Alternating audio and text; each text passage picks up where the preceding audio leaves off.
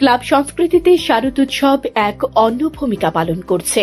দুর্গাপূজার গণ্ডি ছাড়িয়ে আজ সর্বজনীন শারদোৎসব, বিশেষ করে বাংলার কৃষ্টি, বাংলার সংস্কৃতিকে লালন করার মধ্য দিয়ে ক্লাবগুলো বড় ভূমিকা পালন করছে।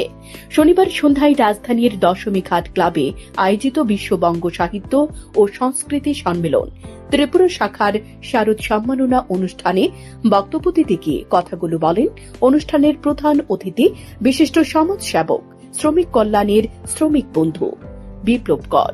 আমাদের এই সংস্থার যিনি সম্পাদিকা, আমার অভিভাবিকা শিবানী গোস্বামী, উনি আমাকে আজ থেকে প্রায় 1.5 বছর আগে এই সাংস্কৃতিক বিভিন্ন কর্মসূচিতে আমাকে নিয়ে এসেছেন এবং এই রাজ্যে বিভিন্ন স্কুল, যে স্কুলগুলো আর্টের স্কুল, গানের স্কুল, নাচের স্কুল, সেই স্কুলগুলোর শিক্ষক শিক্ষিকারা তারা আমাকে একটা মঞ্চের মাধ্যমে তারা আমাকে একটা সম্মান দিয়েছেন এবং আমি আপনাদের সকলের সামনে আমি কমিটমেন্ট দিয়েছি এবং সেটা রাখারও চেষ্টা করছি যে এই রাজ্যে যে সকল ছেলে মেয়েরা যাদের প্রতিভা আছে তাদেরকে রাজ্য স্তরে এবং জাতীয় স্তরে তাদেরকে নিয়ে যাওয়া, সেটা আমার আপ্রাণ চেষ্টা থাকবে আপনাদের সকলের সহযোগিতার মাধ্যমে।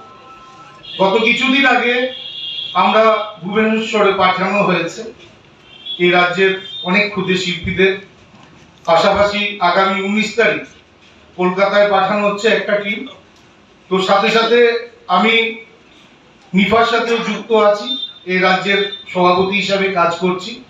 তো আমি প্রথমেই ধন্যবাদ জানাবো শিল্পী জগতের সবাইকে যে আপনারা আমাকে অনুষ্ঠানে সম্মানিত অতিথির ভাষণে এই নান্দনিক উদ্যোগকে অভিনন্দন জানিয়ে বক্তব্য রাখেন সম্মানিত অতিথি, শান্তন পত্রিকা ও শান্তন টিভির ডিরেক্টর অভিষেক দে।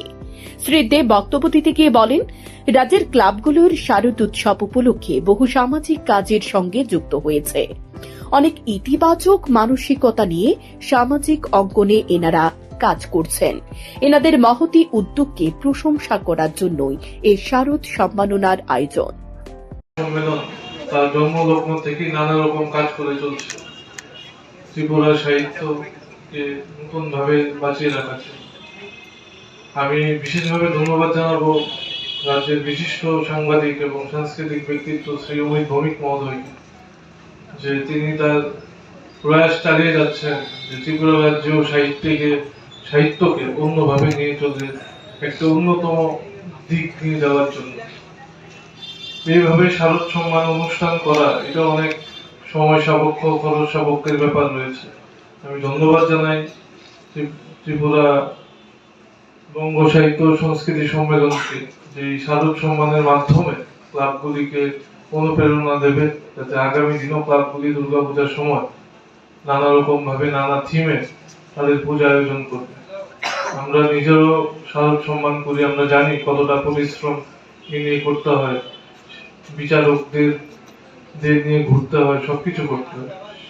তো এই কাজটা অমিতদা তারা করেছে এবং তাদেরকে বিশেষভাবে ধন্যবাদ জানাই বিচারকদের, যে তারা তাদের ব্যস্ততার মধ্যেও এই কাজটি করেছে। ধন্যবাদ। বিশেষ অতিথির বক্তব্য রাখেন বিশ্ববঙ্গ সাহিত্য ও সংস্কৃতি সম্মেলনের ত্রিপুরা শাখার মুখ্য উপদেষ্টা রবীন্দ্র সাহা।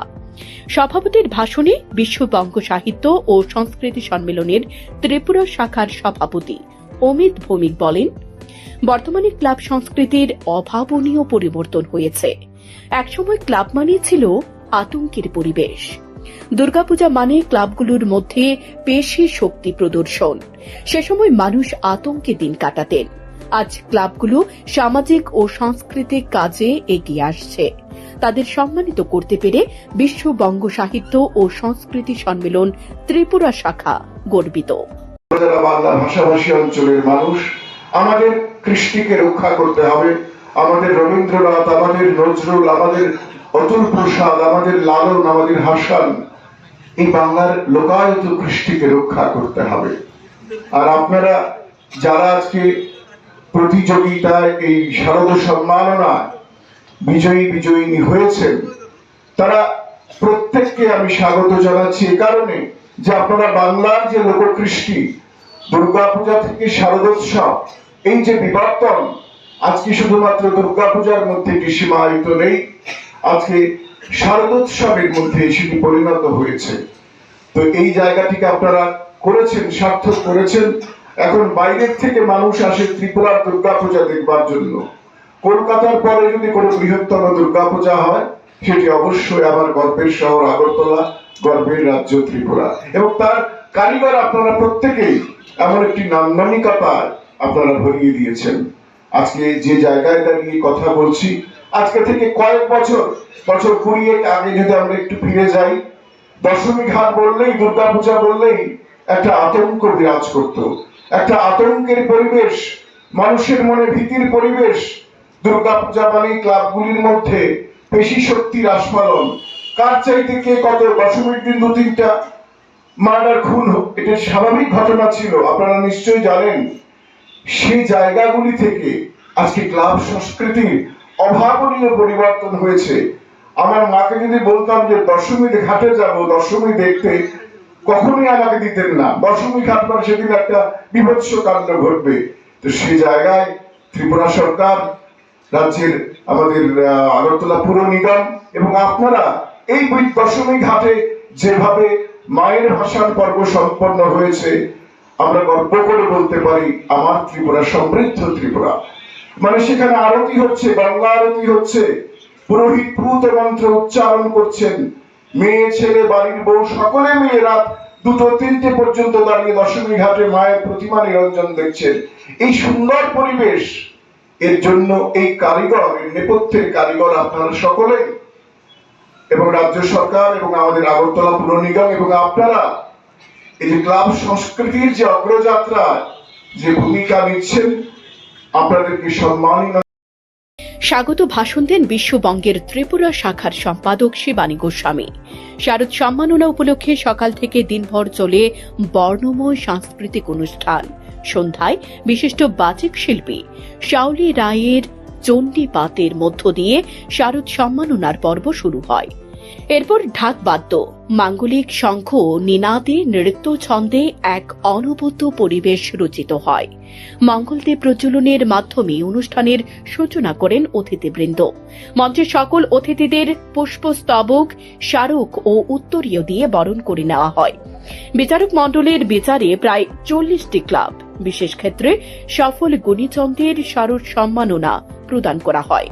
বিচারক মণ্ডলের মধ্যে বিশিষ্ট চিত্রশিল্পী তপতি ভৌমিক মজুমদার, বিশিষ্ট চিত্রশিল্পী জয়দেব ভট্টাচার্য ও বিশিষ্ট চিত্রশিল্পী কৌশিক দেবকে সম্মানিত করা হয়। মঞ্চে অতিথিবৃন্দ ছাড়াও বিজয়ী ক্লাবগুলোর হাতে সম্মাননা তুলে দেন বিশিষ্টজনেরা। সমগ্র অনুষ্ঠান সঞ্চালনায় ছিলেন বিশিষ্ট বাচিক শিল্পী নন্দিতা ভট্টাচার্য। অনুষ্ঠানে শারদ অনন্য সাংবাদিক সম্মাননা পেয়েছেন সাংবাদিক মনোজ দেব। শারদ অনন্য চিত্র সাংবাদিক সম্মাননা পেয়েছেন বিষ্ণুপদ বণিক।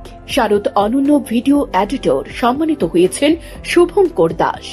তাঁদের হাতে সম্মাননা তুলে দেন শান্তন পত্রিকা ও শান্তন টিভির ডিরেক্টর অভিষেক দে, বিশিষ্ট সমাজসেবী বিপ্লব কর এবং বিশ্ববঙ্গ সাহিত্য ও সংস্কৃতি সম্মেলনের ত্রিপুরা শাখার সভাপতি অমিত ভৌমিক। আয়োজিত অনুষ্ঠানে বিশ্ববঙ্গ সাহিত্য ও সংস্কৃতি প্রিয় মানুষের উপস্থিতি ছিল বেশ লক্ষণীয়। শান্তন টিভি।